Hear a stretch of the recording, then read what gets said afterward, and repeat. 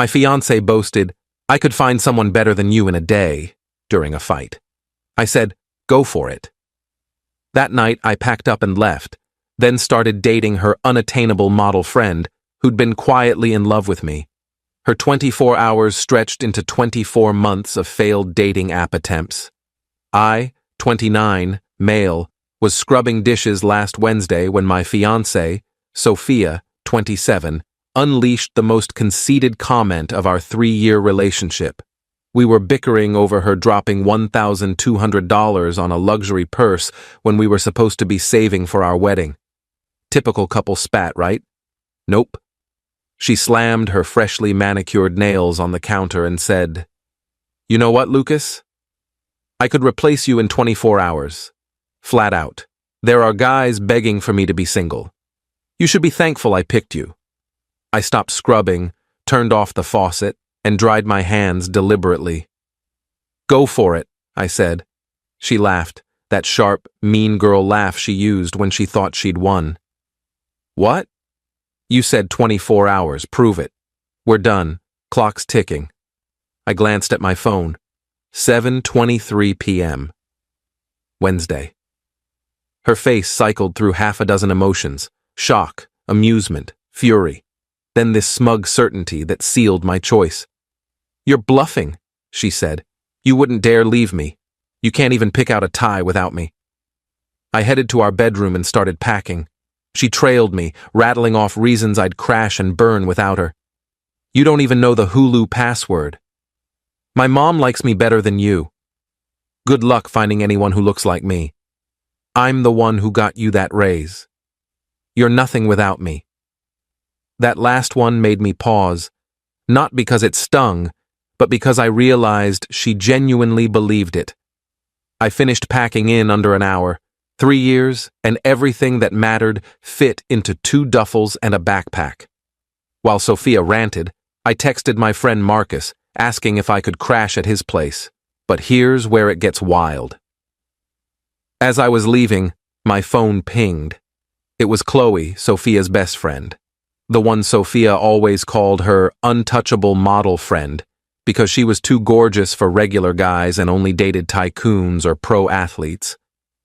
Chloe: "Heard you're single now. Sophia's already posting about it. You good?" Me: "Yeah, heading to Marcus's. She gave me 24 hours to be replaced." Chloe: "Come to my place instead. We need to talk." Now, Chloe and I had always been cool. She was the one who introduced us 3 years ago at her birthday bash. But Sophia had made it crystal clear that Chloe was off limits, even as a friend. Red flag I overlooked, clearly. I showed up at Chloe's apartment at 9 p.m. She opened the door in leggings and a messy bun, looking nothing like the Instagram star Sophia always flaunted. "Before you say anything," she started, "I need to tell you something I should have said 2 years ago." She pulled out her phone and showed me a text thread with Sophia from 2022. My stomach sank. "Sophia, Lucas is getting too comfortable, thinking about swinging to that finance guy from my yoga class." Chloe: "That's messed up. Lucas is solid."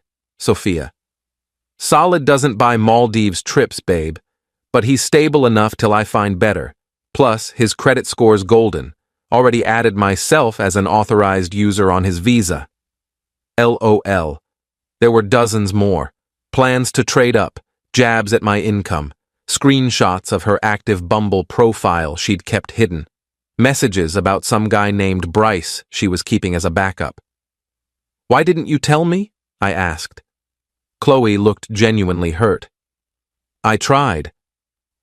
Remember that dinner where I kept saying you deserved someone who valued you?"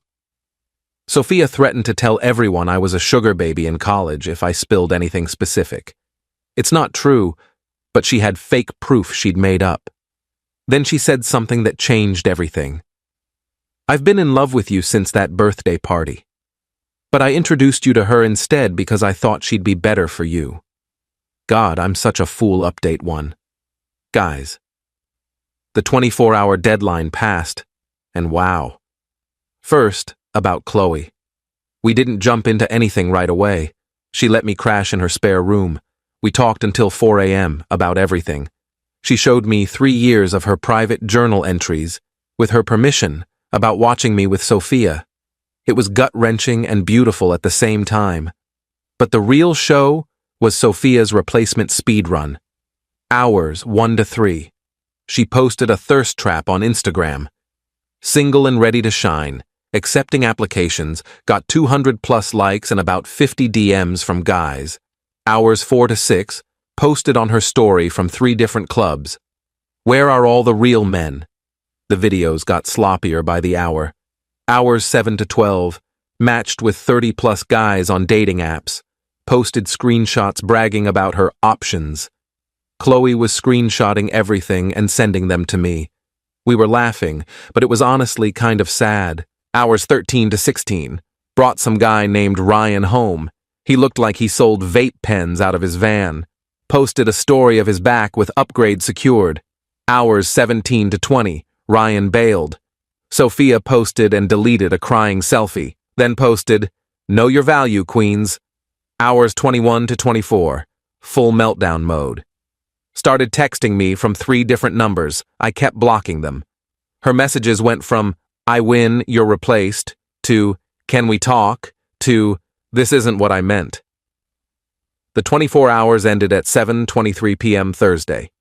At 7:24 p.m., Chloe posted a photo of us having dinner. Nothing romantic, just 2 friends eating tacos. Caption, "Good vibes." My phone blew up. Sophia called Chloe immediately, screaming. Chloe put it on speaker. "You backstabbing snake, he's mine." "You literally dumped him, Soph." "Also, we're just eating tacos." "I didn't dump him, it was a fight, and you know the girl code." "Girl code doesn't apply when you treat people like trash." Sophia hung up and launched a smear campaign. Posted that Chloe had been obsessed with me and sabotaging our relationship. Tagged all their mutual friends. Made an Instagram highlight called treason. Then texted me, "Your little fling won't last. Chloe's just using you to hurt me. She's been with half the city. I was testing you, and you failed. My mom already picked her mother of the groom outfit. You have 48 hours to apologize, or I'm keeping the ring." About that ring, I'd bought it but hadn't proposed yet. It was at my place. We didn't live together. Thank God. But the best part was her mom, Linda, calling me. "Lucas, honey, what's this about you abandoning my daughter?" "She said she could replace me in 24 hours, Linda." I took her at her word. That's just her stress talking. You know she didn't mean it. She posted herself with another guy's back on Instagram. She's grieving. Take her back? No. You'll never find another girl like her. That's the whole point. She hung up on me. Update 2. Sophia went full chaos mode. First, she tried to get me fired. Called my company, claiming I'd been slacking off for dates and intimidating female coworkers. Problem? I work remotely and my boss is my cousin Nate, who's known me since I was 5. Nate called me, laughing so hard he could barely talk. "Bro, she said you were, hold on, creating a toxic workplace with your alpha energy. You haven't been to the office in 6 months." Then she tried the pity play, posted that she was healing from narcissistic abuse, and started a series about spotting emotional manipulation. Her friend Ashley even did a podcast episode about it. They didn't name me, but said, some people reveal their true selves when rejected. Meanwhile, Chloe and I were actually catching feelings. Not the rebound nonsense Sophia claimed. Real, genuine connection. We'd take walks, she'd show me her graphic design work, I'd bake for her. Turns out I'm decent when someone's not nitpicking my every move, but we kept it platonic for those 2 weeks. Just friends. Until the night Sophia showed up at Chloe's building. It was 11 p.m. Security called, saying a distressed woman claimed her stolen property was in Chloe's apartment. We checked the camera. Sophia, mascara streaming, clutching a box. Chloe told security not to let her up, but Sophia started yelling in the lobby about how we were holding her grandmother's ashes hostage. Her grandmother's alive and well in Arizona. Security asked her to leave. She refused. They called the police. While waiting, she went on Instagram Live from the lobby. "I'm here trying to get my stuff from my best friend who stole my fiancé, and they're calling the cops on me." About 200 people watched, including her mom, who kept commenting, "Stay strong, baby." The cops arrived and asked what stuff was being held. She said her emotional support, curling iron, a sweatshirt that was basically hers, 3 years of memories, her future. The officer looked drained. "Ma'am, do you have any actual property in that apartment?" "My fiancé. Is he being held against his will?" "He's being manipulated." They made her leave. She tried to resist. They warned her about trespassing. She called them oppressors. They escorted her out. The Instagram Live kept rolling. Everyone saw her get put in the back of the cop car. Not arrested, just removed from the property. She was scream-crying about injustice and homewreckers. The best comment was from someone named Jake. "Didn't you say you could replace him in 24 hours? It's been 2 weeks, sis." She blocked him on Live, from the cop car. Update 3. So, Sophia found out about the ring. My old roommate, Tim, ran into her at a cafe. She did her whole victim act, and Tim, bless his naive heart, mentioned I'd been planning to propose before the breakup. She flipped out. Started telling everyone I'd stolen her engagement and owed her a wedding. Posted a GoFundMe. No, wait. She posted on her story asking for donations to heal from stolen dreams. Included her Venmo and PayPal handles. People actually sent money, about $300. Her friend group started planning a revenge wedding where she'd marry herself to reclaim her power. I'm serious. There were invites, a registry, the works. But then karma hit like a freight train. Remember Ryan, the vape pen guy from her 24-hour replacement attempt? Turns out he was married. His wife Megan saw the Instagram posts. Megan got creative. She didn't just confront Sophia, she signed her up for every MLM pitch in a 50-mile radius. Sophia's phone and email got spammed with offers for skincare, athleisure, vitamins, and wealth-building opportunities. But Megan wasn't done. She found out where Sophia worked, a PR agency, and sent them screenshots of Sophia's posts during work hours. All the thirst traps time-stamped at 2 p.m. on weekdays. The live videos from the lobby incident. The donation-begging posts. Sophia got put on a performance improvement plan. Meanwhile, Chloe and I went official. We didn't broadcast it, just quietly became a couple. But Sophia's other model friend, Lila, spotted us holding hands at a flea market and immediately snitched.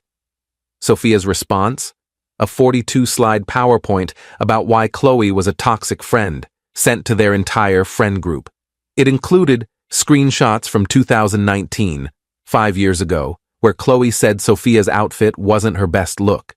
A chart of every time Chloe betrayed her, including things like, "Didn't like my Instagram post fast enough." A timeline claiming Chloe had been plotting to steal me from day one. Poorly edited evidence of Chloe with random guys. A slide titled, "Why I'm the Real Victim," with 15 bullet points. Most people laughed, but her mom, Linda, shared it on Facebook with, "The truth about fake friends." The PowerPoint backfired when someone noticed she'd admitted to lying about several things, including claiming she earned more than she did, saying I was bad in bed to hype up her side guys, lying about having a trust fund, forging a recommendation letter for her job. Her company saw the PowerPoint. The performance improvement plan turned into a pink slip. Update 4, 6 months later. You need to grasp the level of delusion here.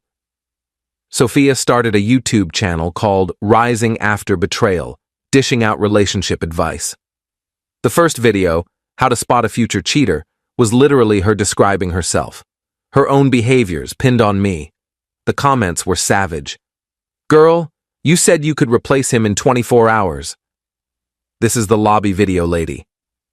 Sis is serving emotional chaos. The projection is cinema level. She deleted comments for 3 days, then disabled them. Her self-marriage happened.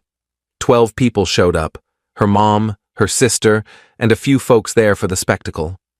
She wore a $3,000 dress she couldn't afford, made vows to herself about never settling for less than she deserves, did a solo first dance to single ladies.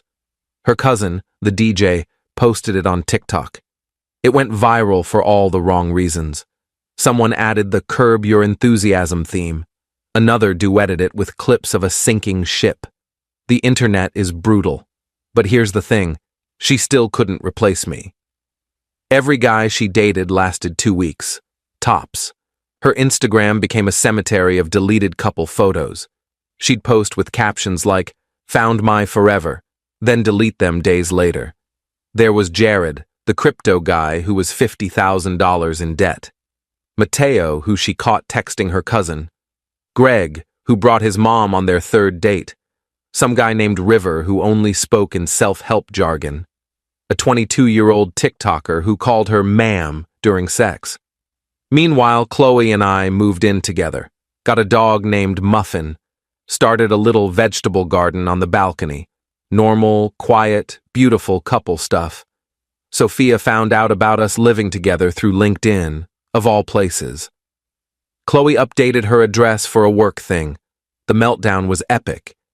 She emailed my mom. A 6-page email about how I was throwing away my future and making a mistake, but she'd forgive me if I came back. My mom forwarded it with, "This girl needs help.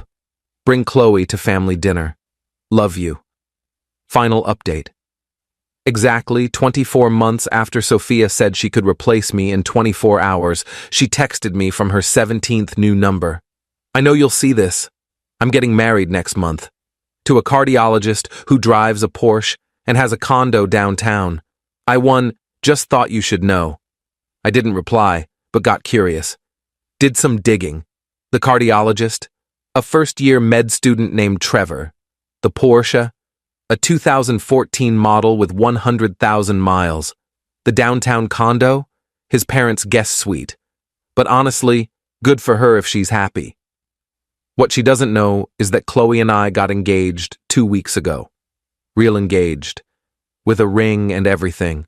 A simple proposal at the flea market where we had our first real date. We didn't post about it. Didn't make a big deal. Just told our families and close friends. Living our life without the drama. Her mom, Linda, found out through a mutual friend and called me yesterday. Not to congratulate us, but to ask if we'd consider a joint wedding to cut costs. I laughed so hard I dropped my phone. "Linda, your daughter said she could replace me in 24 hours. It's been 24 months. People make mistakes, Lucas. This isn't a mistake. It's consequences." She hung up, muttering about, "Some people can't forgive." The wedding planning continues for Sophia and Trevor. She made a wedding website. The Our Story section is imaginative. Apparently they met when the cosmos aligned after toxic relationships. She calls her past lessons from narcissists. Trevor seems decent enough. Chloe knows him from some design work she did for his school. Says he's kind but clueless. We're genuinely hoping it works out for them. But last week, the universe delivered one final twist of justice. Remember the ring I'd bought for Sophia? The one she demanded in her texts? I returned it months ago, took the loss, moved on, used some of that money for Chloe's ring. Smaller, simpler, but actually meaningful. Sophia's sister, Emma, reached out to Chloe. Turns out, Sophia told Trevor I'd stolen a family heirloom ring from her. That her grandmother's 3-carat diamond was in my apartment. Trevor, being a good guy, offered to buy her a better replacement. Emma knew this was nonsense. Her grandmother's alive and wears her rings daily. But she stayed quiet until she saw what Trevor bought. A 0.5-carat ring he went into debt for because Sophia insisted she needed at least 2 carats to heal from the trauma. Emma sent Chloe screenshots of Sophia crying to their mom about the tiny ring and how she deserved better after all she'd been through. Trevor found out about the lies last Tuesday. The wedding's off. Sophia's back on dating apps with a bio that says, "No time for games." Previous engagements ruined by a bitter ex and his homewrecker girlfriend, seeking a real man who can handle a real woman. It's been 24 months. She still hasn't replaced me. Not because I'm irreplaceable, but because she never saw me as a person to begin with. Just a slot to fill, a box to check on her life plan. Chloe and I are getting married next spring. Small ceremony, close friends and family, no PowerPoints, no Instagram lives from lobbies, no self-marriages needed. To everyone asking why I didn't spot the red flags sooner, I did. I just thought loving someone meant embracing their quirks. Turns out there's a difference between quirks and core character flaws. Sophia, if you're reading this, and Emma says you stalk my Reddit daily, your 24 hours expired 730 days ago. Maybe it's time to stop counting.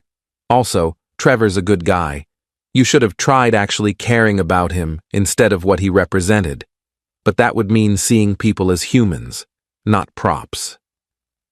Oh, and one more thing. Chloe wasn't in love with me despite you. She was in love with me, despite being your friend. There's a difference. One you'll never get. Peace out. Off to water my veggie garden and snuggle my dog with my fiancé, who sees me as a person, not a placeholder. Edit. Stop asking for Sophia's YouTube channel. Let's not pile on. She deleted it after the 50th 24 hours girl comment. Edit 2. To everyone saying this sounds fake because no one would marry themselves, look it up. It's a real thing. The world's strange. Edit 3. Trevor reached out to thank me for dodging a bullet. We're not buddies or anything, but I wished him well. He's dating a nice girl from his study group now. Sophia found out and posted about betrayal in the medical community. The delusion rolls on. Edit 4. For those asking, yes, the veggie garden's thriving. Muffin hasn't chewed it yet. Life's good.